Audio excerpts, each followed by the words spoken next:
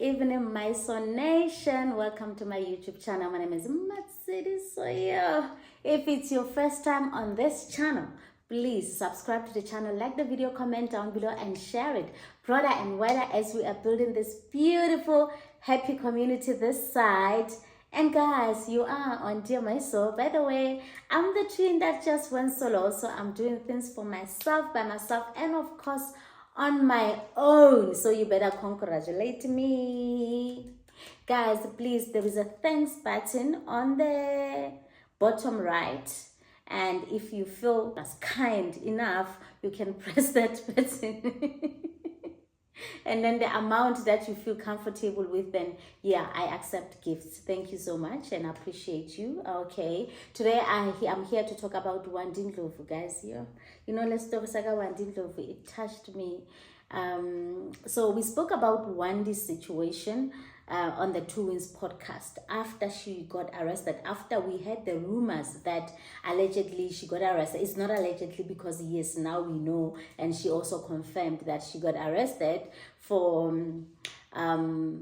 because the uncle passed away after they had a fight at home. Wandi's mother went and reprimanded the uncle who was making noise in the middle of the night, and then she came back bleeding, showing that the uncle had attacked her. So Wandi and her younger sister, they both confronted the uncle.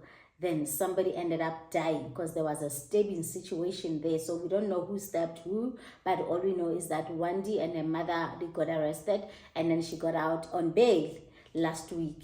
And then Wandi gets back home. When she gets back home, and then the community, the Yao community there in Katlehon, they want Wandi gone. Like they say, we don't want her in this community. We saw the videos on social media where there was a truck. It looks like they were actually packing their stuff, being ready to leave the property. And then it looks like, allegedly, the property belongs to Wandi's grandmother. It's a family home. So the mother lived there, and the uncle, the siblings, they occupied their mother's house. So Wandi came all the way from Nigeria, from her hustling, because we all know what she sells her body. It's not a secret. She is the lady who sells her body for a living. And then she was even on a reality show that says, my body works for me. And Wandi went to Nigeria there. She got a nice BBL. And she grew up this girl who had, according to our standards and everything, her body is not so nice because una strapper and everything, big boobs and all. It's not the body that most ladies would love to have. And her face as well. She's just someone, people will just mock her according to her looks, you know. And she went and she fixed herself because she wanted to feel confident in herself, which is a very good thing. Wandi is looking amazing. She's beautiful.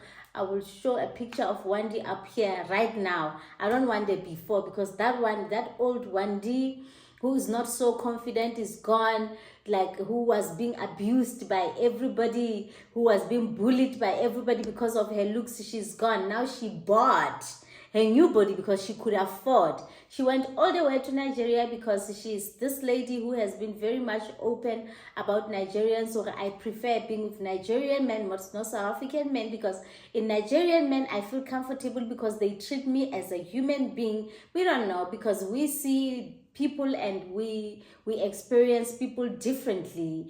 I've got nothing to say because I've never been with a Nigerian man, and even a Nigerian man, they don't even bother to come next to me. I think I'm written.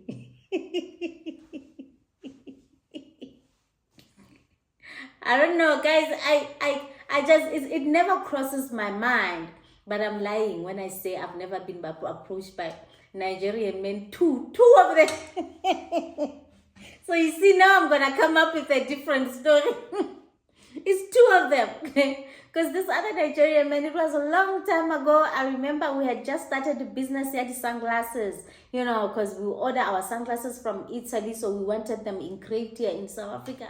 I was driving somewhere in Alberton because I had done my research. There was this company that was engraving metal and glasses in Alberton. So I decided, okay, let me go there. Then I was getting lost in the middle of Alberton, and then I met this guy who said, where are you going? I'm looking for a certain company. And I was like, okay, let me help you, let's drive around and find it. Then I was just following him, and all. We exchanged numbers.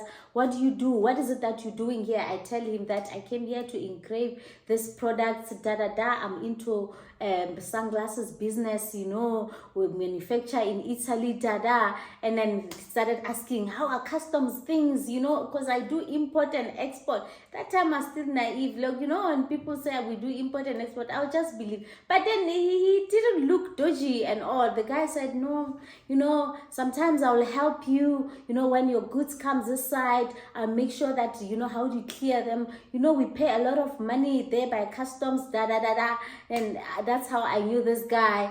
And indeed, he helped me the other time, because I remember I was receiving goods from China. It was a lot of things. And then this guy made it possible for me not to pay a lot of money, And then the other time he said, oh, let's go out. I remember at that time I lived in North Riding, and said, let's meet somewhere in Cedar Square. No, not Cedar. What is it? It was Fourways Mall. When Fourways Mall was still divided. The bank side was another mall. Then there was this other side before it became this huge, because they combined like 3 malls all together and it became one. So at that time they were still separate. And then we met there, and then he was with his other brother. That's when I started feeling otherwise, because now I'm with this guy. He called his other Nigerian friend, and we sitting there, and then they're talking. As they're talking, they start using their language. I can't hear fuck all. The whole time I'm there and these people are having conversation, I don't hear what they're saying. Then that whole thing made me feel uncomfortable, and I was like, no. What if they were planning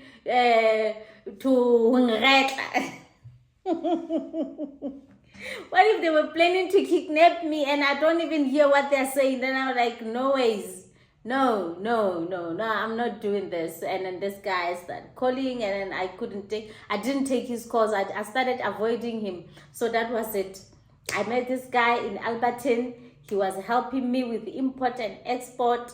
And then I met him once. That was it.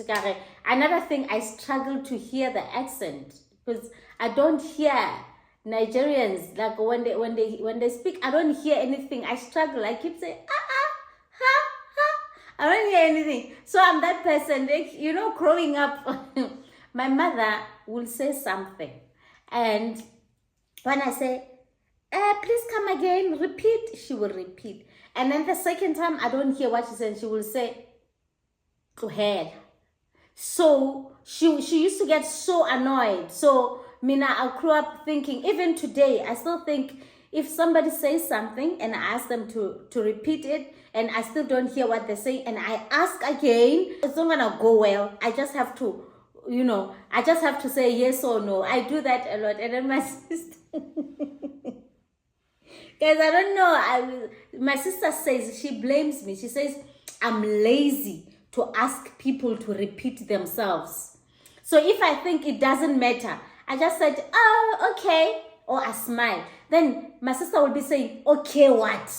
Okay, what, Maiso? One day you will get arrested because you keep saying, oh yeah, okay, then you go. Because if I think it doesn't matter, let's say I don't know you, we meet in the elevator or something, maybe you're complimenting me or you're saying something to me, asking a question, and I don't hear what you say the first time, I'm not gonna ask you to repeat. I'll just give you a smile on, or I'll just laugh. So these Nigerian people, so you understand, I don't hear them. So I keep saying, huh? What I say? Huh? So I know. So I remember the other time also, the second Nigerian guy that I came across, I was with my daughter. I just picked up my daughter from school. We were walking. One day he invited me to, it wasn't like a party. It was just like a sit-in at a friend's place. So I went there with him. I take a braai. When I take a braai, I can feel a lot of Nigerian guys and some South African women. Yabona can took a mini party and I sit in. I couldn't hear anything that they were saying. Guys, I struggled even when they were asking for my name. I couldn't hear what they were saying. I had to say, huh? What's her name? Huh? What's your name? Huh? So I won't bother. So I've had an encounter with only 2 people. Even that guy, Jay, it was just that day only. It never went anywhere. So I don't have any experience with Nigerian guys, but I just wanted to give you the story of me not hearing anything. So even my barber, guys, so, you know, at the salon that we partnered with, I'm sure that guy thinks I'm crazy, you know, and I prefer him to wash my hair because of how he washes my hair. I'm very particular with how people touch my hair because I don't want to feel like somebody washed my hair, but I want it to be harder. I want to, like, even he does even give you massages. I want to feel like I want to do a head massage when I go to a salon and then they wash me. Guys, let me not say this because now they will start charging me for that massage. But then I enjoy that massage. So every time I get into the salon, I actually ask, even though the ladies are going to plait my hair and everything, can I be washed by the guy? Because his hands and all. Guys, I don't hear anything he says. I hear fuck or nothing, you know. And I thought I would get used to this guy. Because we are in business together now. We have a partnership. Sometimes we communicate over the phone. I prefer texting him. And then he loves to call back. And when he calls, I get so frustrated because I don't hear him live. He's looking at me. We are talking. But I don't hear what he's saying. Guys. Now, imagine when he calls me. He calls me, even the voice note, I play this voice note many times, but I still don't hear. I have to send it to my sister and say, what is it that this guy is saying? Then my sister will explain, you know, sometimes, even at the salon, sometimes get your hair dry again. I keep saying, yes. I'm sure because a lot of things that he says, I just say yes. Sometimes he's asking me, can I offer you something to drink? And I'll be like, huh? Offer you something to drink? Huh? I just say yes. Then he will bring it. And then what is it that you like to drink? Guys, I don't hear what he's saying.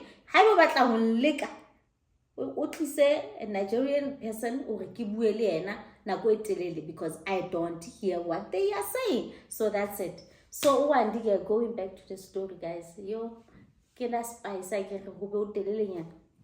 So Wandi went to Nigeria, and Nigerians are welcoming. They love Wandi. Wandi seems to be very happy in Nigeria. She's good. She comes back. She can even go to Dubai. Always at shopping time, and then she comes back to South Africa. Boom! This thing happens now. You know, tragedy at home. So it's like these people from Katlehong, they have been waiting for the moment. You know, when people have been waiting for the moment for you to come back so that they can show you, they're bullying you. Like, this is a tragedy. I've never seen, guys, do you know how many people have killed people in the township? You know, people in the township, they do horrible things, like terrible things are happening in South Africa. In Kasi, there is someone who will be terrorizing the community. Someone who's addicted to drugs, who will be stealing, breaking in people's houses, and they know ukuthi uye. But we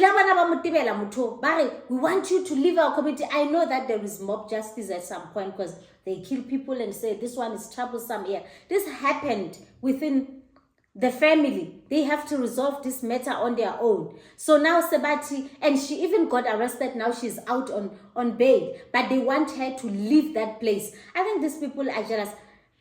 I don't think, in my opinion, I don't think if Wandi didn't renovate that house for her mother, they were still going to be doing the same thing. Maybe they are jealous.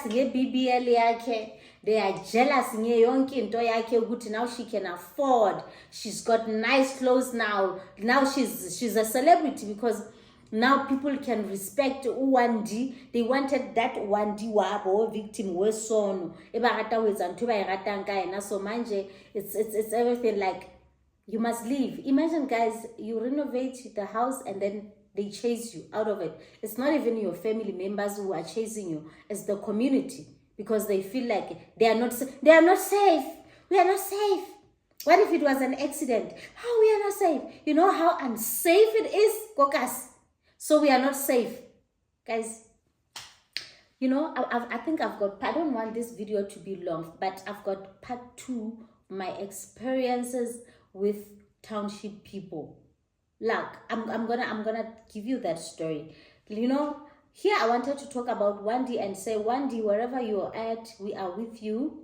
I am so sorry that somebody died, and then again, condolences to the family, because that's the uncle who passed away, and it shouldn't have turned that way. Maybe they could have, you know, handled the matter differently. So now that someone is gone, I am so sorry about that. But I wanted Wandi also to know that there are some people who understand out there, because we are not even sure if it was self-defense, because we don't know. We were not there. But today will want you to believe that nobody wants you, like you are such a horrible person. We don't see it that way, because what if Lena uncle I'm not saying he was, but what if? So right now, guys, comment down below, what do you think of this Wandi situation? Now I'm saying my love to Wandi, you know, maybe it was an accident, you know. I don't think they came out there, you know, they were just defending their mother, protecting their mother, and that's it. So at the moment, guys, comment down below. Thank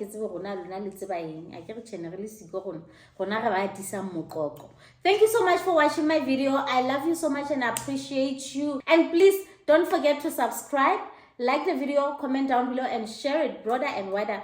And I love you from Nina Setlolo Sabafuke. Bye bye.